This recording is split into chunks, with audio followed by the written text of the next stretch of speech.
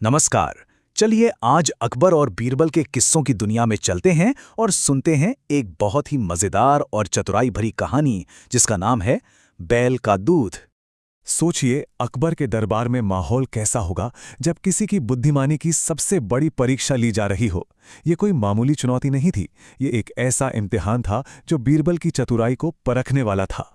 तो हुआ यूं कि दरबार में एक साजिश की खिचड़ी पक रही थी, और इस साजिश की वजह थी बीरबल की काबिलियत से कुछ दरबारियों की जलन। इसी जलन ने एक बहुत ही कुटिल योजना को जन्म दिया। बात सीधी सी थी। दरबारी बीरबल की होशियारी से और अकबर से उनकी नज़दीकी से बहुत जलते थे। मौका देखकर उन्होंने बादशाह अकबर के कान भरने शुरू कर दिए। कहने लगे कि बीरबल तो बहुत घमंडी हो गए हैं। और बीरबल को नीचा दिखाने के लिए उन्होंने एक ऐसा काम सुझाया जो नामुमकिन था। और फिर वो हुआ जिसका सबको अंदेशा था। दरबारियों की बातों का असर अकबर पर हो गया और उन्होंने बीरबल को आजमाने का फैसला कर लिया।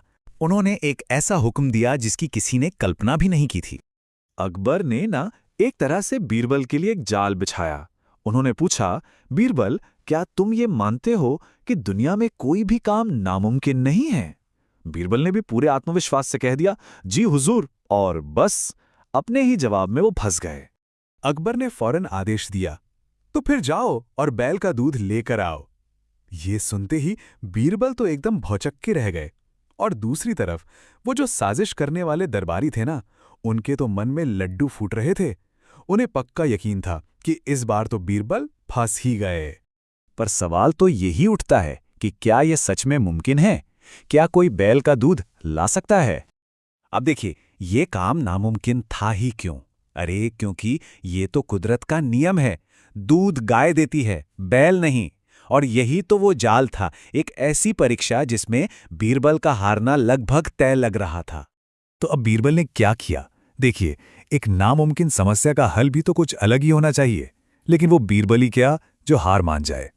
उन्होंने दरबार में कोई बहस नहीं की, चुपचाप घर लौट आए। पर दिमाग में एक तूफान चल रहा था। घर पहुंचकर बीरबल ने बहुत सोचा, अपनी पत्नी, अपनी बेटी, सबसे बात की। और कहते हैं ना, जहां चाह वहां राह। तीनों ने मिलकर एक ऐसा जबरदस्त प्लान बनाया जिसकी हीरो बनने वाली थी उनकी अपनी बेटी। और अब कहानी उस मोड़ पर आ जाती है जहां से सारा खेल पलटने वाला था। महल के पीछे कुएं पर एक ऐसी अनोखी घटना होने वाली थी जो पूरी बाजी ही पलट देगी। उसी रात महल के पीछे जो कुआं था, वहां से जोर जोर से कपड़े पीटने की आवाज आने लगी। आवाज इतनी तेज थी कि बादशाह अकबर की नींद टूट गई।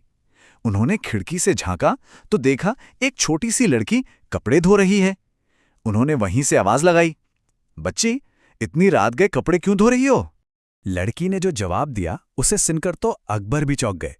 वो बोली, हुजूर, क्या करूं, आज मेरे पिता ने एक बच्चे को जन्म दिया है और मैं दिन भर उनकी देखभाल में लगी थी, इसलिए अब कपड़े धो रही हूं। ये सुनते ही अकबर का पारा चढ़ गया।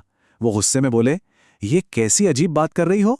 भला आदमी भी कहीं बच्चे पैदा करते हैं? उन्हें लगा जैसे ये लड़की उनका मजाक बना रही है।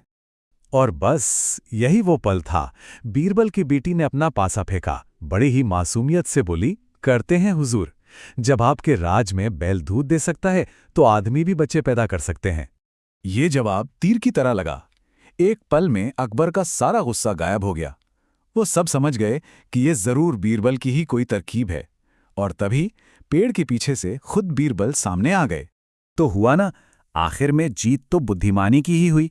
अकबर बीरबल की हाजिर जवाबी से इतने खुश हुए कि उन्होंने न सिर्फ अपनी गलती मानी बल्कि बीरबल को इनाम देने का भी फैसला किया। अगले ही दिन भरे दरबार में अकबर ने रात वाला पूरा किस्सा सबको सुनाया। उन्होंने बीरबल की अक्लमंदी की खूब तारीफ की और इनाम के तौर पर उन्हें सोने का एक कीमती हार दिया। और उन दरबारियों का क्या हुआ जिन्होंने ये पूरी साजिश रची थी?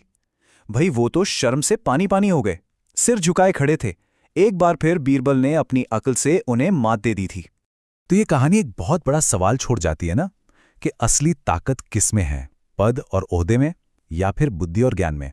खैर, इस कहानी को देखकर तो यही लगता है कि अकल से बड़ी कोई ताकत नहीं।